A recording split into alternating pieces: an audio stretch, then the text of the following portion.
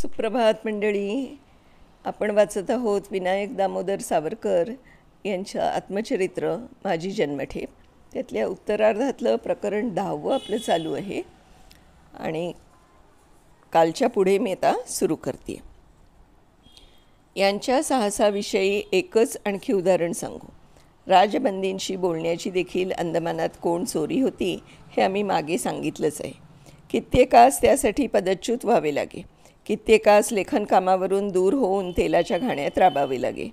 पण तरीही जेव्हा हिंदुस्थानातून सैनिकी शिक्षा झालेल्या राजबंदींच्या टोळ्या येऊ लागल्या तेव्हा पोलिसांच्या सर्व व्यवस्थेस विफळ करून या आमच्या सहकारी मंडळींनी त्यास नौयानावरून कारागार येईतो भेटून अंतस्थ समारंभ करून सन्मानाने फळफळावळ द्यावी.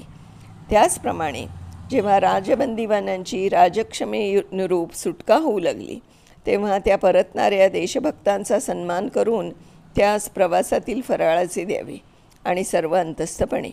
कारण ह्याची प्रसिद्धी झाली तर सरकारी शासन होऊन तेथे लोक मट्टी में तेल जाते. हा सगळा व्यय ते आपल्या तुटपुंज्या खिशातून आनंदाने वर्गणी जमवून करीत. कारामंडळासमोर आम्ही ज्या गोष्टी अवश्य सुधारणीय म्हणून आग्रहाने मांडलेल्या होत्या त्यात अंदमानात बंदिवानास शिक्षण घेण्यास ज्या प्रत्यक्ष आडकाठ्या आणण्यात येत त्यांचा प्रमुखपणे उच्चार केलेला होता. ते कारामंडळ जाताना त्यांनी अगदी अर्जंट म्हणून ज्या सुधारणा तिथे करून टाकल्या त्यात वैद्यकीय व्यवस्था ही पहिली सुधारणा, रबरकाम, जंगलकाम इत्यादी अत्यंत सक्त कामातील सक्तीची ढिलाई ही दुसरी सुधारणा आणि तिसरी सुधारणा आम्ही मागितलेली शैक्षणिक स्वतंत्रता बंदिवानास पूर्वीपेक्षा पुष्कळ अंशाने देण्यात आली. आता शिक्षण हा अपराध राहिला नव्हता ना. कोणी बंदीपाल बारीसारखा पाटी पाहिली की तडातड फोडीत कामगारात धिंगाणा घालीत असे. त्यातही त्यावेळचे बंदीपाल आणि पर्यवेक्षक दोघेही शिक्षण प्रसारास अनुकूल असत. अशी संधी साधून आम्ही तेलकोठाराच्या आमच्या सापेक्ष स्वतंत्रतेचा आणि जागेचा ह्या दिशेने शक्य तितका उपयोग करून घ्यावयाचं ठरवलं. आम्ही प्रथमपासून शिक्षण प्रसारासाठी किती धडपडत होतो हे त्या बंदीपालाने पूर्वी पाहिलेले आणि ऐकलेले होते. पण पूर्वी जी सहानुभूती त्यांना दाखवता आली नाही ती आता अधिकार हाती येताच ते दाखवू शकले.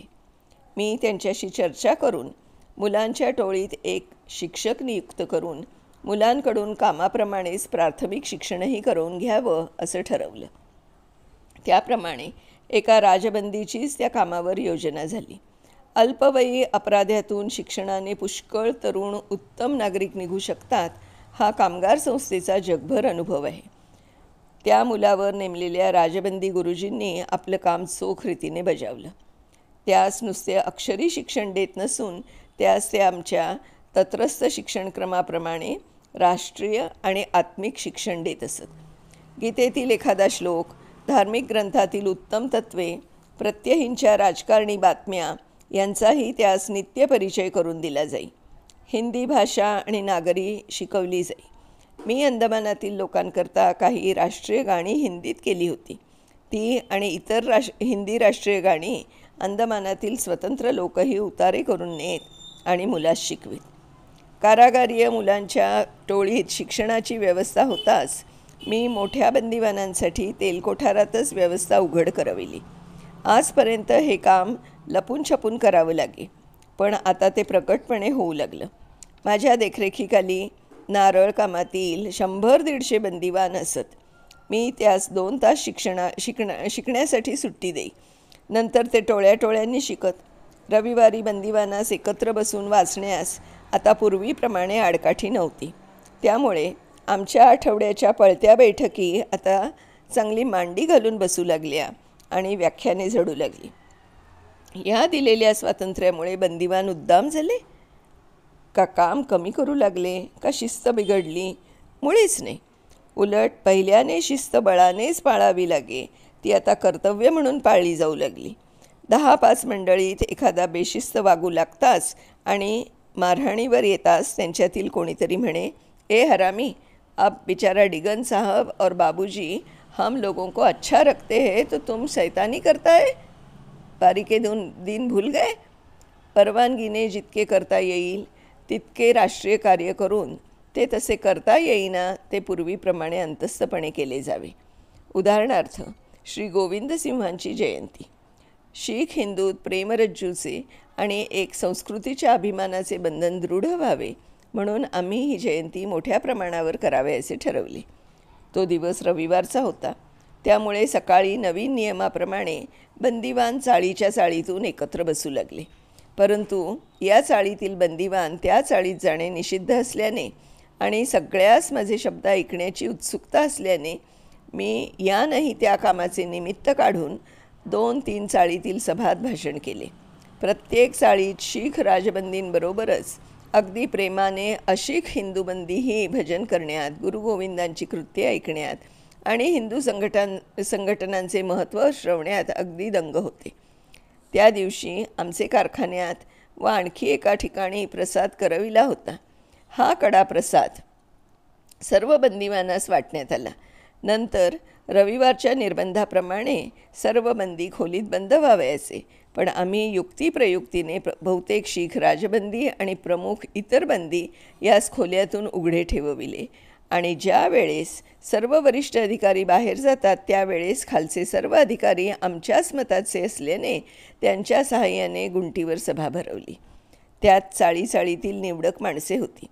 आजूबाजूस वरिष्ठ अधिकारी येतो की काय ते पाहण्यासाठी 100 मंडळी जवळजवळ एकत्र होऊन पहारे ठेवून त्या कारागारातच राष्ट्रीय गाणी गायली गेली आणि त्यानंतर माझे व्याख्यान उत्साहभराने ऐकलं गेलं.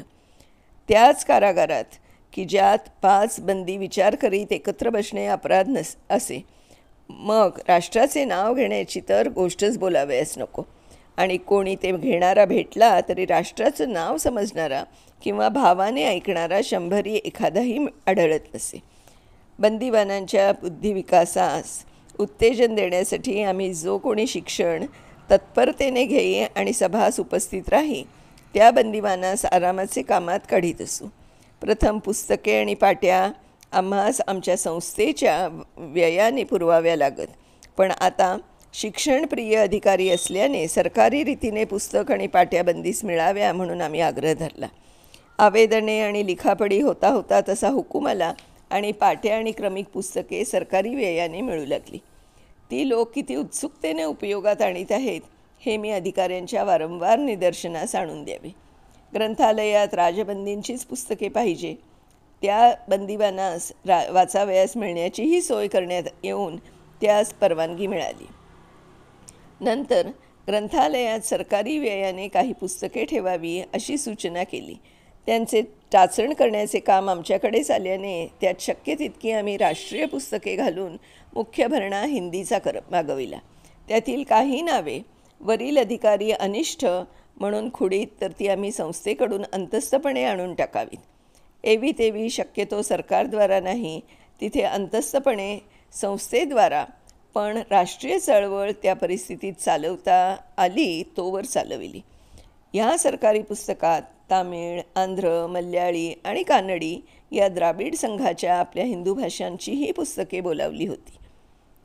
या सर्व शिक्षणीय चळवळीचे फळ काही होते याविषयी एक दिवस तेथील एका युरोपियन अधिकाऱ्यांशी बोलणे झाल्यावर ते फळ होते हे सिद्ध करण्यासाठी आम्ही तुरुंगातील हिंदू बंदींची संख्या घेऊन त्यात साधारण लिहिणे आणि वाचणे शिकलेले किती आणि त्यात साधारण शिक्षितात त्या कारागारात आल्यानंतर शिकलेले किती याचे आकडे गोळा केले. त्यावरून असे दृष्टोत्पत्तीस आले की हिंदू बंदिवानात 80% लिहिता वाचता येणारे असून त्यात अंदमानात आल्यावर शिकलेले 90% होते. याचा पडताळा पाहण्याचा विचार करून एका रविवारी तो अधिकारी एकाएकी अवेळी खोल्यातून हिंडला. तेव्हा नाना विषयांवर पुस्तके वाचण्यात वा राष्ट्रीय गाणी म्हणण्यात बंदिवानातील अनेक लोक गुंग झालेले पाहून त्या पुरातन अधिकाऱ्यास आश्चर्य वाटले, कारण त्याने 10 वर्षापूर्वीचे दिवसात रविवारी बहुतेक बंदिवान फासे खेळण्यात, जुगार खेळण्यात, शिव्या गाळीत किंवा अनेक कुकर्मात कसे घडलेले असत ते पाहिलेले होते. त्याने हा फरक विस्मय प्रदर्शित केला.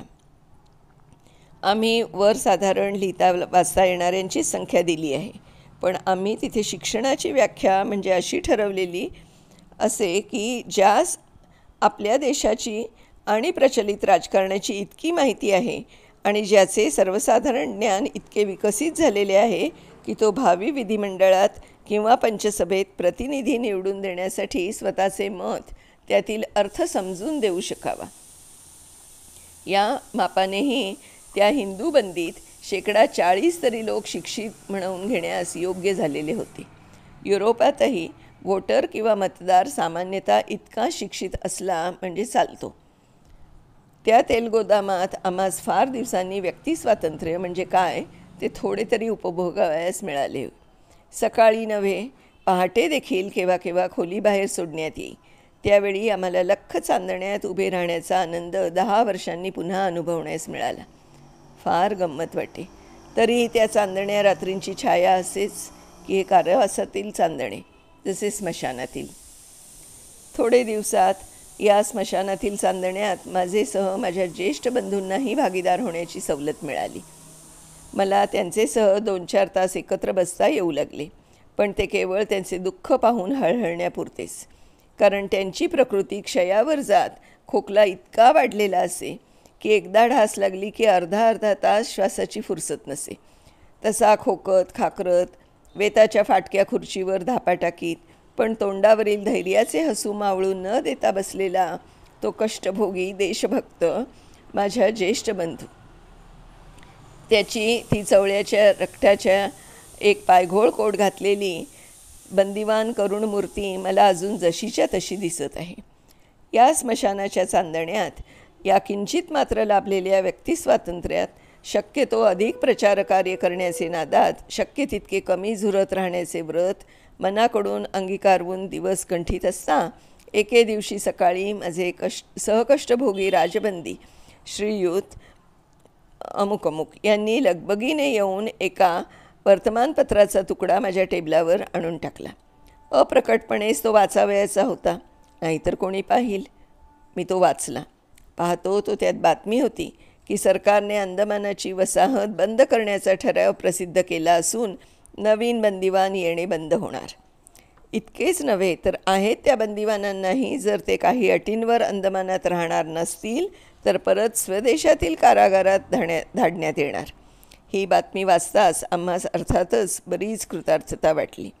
कारागारीय मंडळापुढे आम्ही अंदमानच्या बंदिवानांची जी दुःखे मांडली होती त्यातील निर्भीड विधानांसाठीच आम्हास राजक्षमेचा लाभ मिळू दिला गेला नाही, ही आमची निश्चिती होती. तेव्हा आपली सुटका न झाली तरी आपण या हजारो बंदिवानांचे हितार्थ जे काही करता येणे शक्य होते ते करून त्या कामी यश मिळण्यास अंशिकतः तरी कारणीभूत झालो, ही आत्मप्रसन्नता आम्हास वाटू लागली. बंदिवानातील शेकडो जणांनी आमच्यावर कृतज्ञ आभारांचा पाऊस पडला. त्यांच्यात ही गोष्ट सर्वजण जाणून होते की आमच्या येण्याने आणि आम्ही आमच्या राजबंदीतील आणि इतर बंदीतील साथीदारांसह 10 वर्षे संपाची, वर्तमानपत्रांची, आवेदनांची, भांडणांची, विधिमंडळातील प्रश्नांची, प्रतिवादांची, पत्रांची जी चळवळ चालवीत आणली तिच्यामुळेच अंदमानकडे हिंदुस्थानचे आणि म्हणूनच हिंदुस्थान सरकारचे लक्ष प्रामुख्याने वेधले गेले आणि कारामंडळास अंदमानचा विषय निकराने हाती घ्यावाच लागला. माझे अभिनंदन करणाऱ्यास मी म्हटले, अंदमान अखेर उठले. ही घटना कोणाच्याही एकाच गोष्टीचा परिणाम नाही तर 10 वर्षांच्या अव्याहत आणि सर्वांगीण चळवळीचा तो परिणाम आहे. यासाठी तुम्ही सर्वांनीच, विशेषतः राजबंदींनी कष्ट सहन केले आहेत. त्यांचे अंशिक साफल्य झाल्याचे श्रेयही तुम्हा सर्वांचे आहे, असं मी सर्वांस सांगून त्यांचे प्रत्याभिनंदन केले. मंडळी, आता ह्याच्या पुढचा भाग आपण उद्या वाचूया. तोपर्यंत बाय बाय.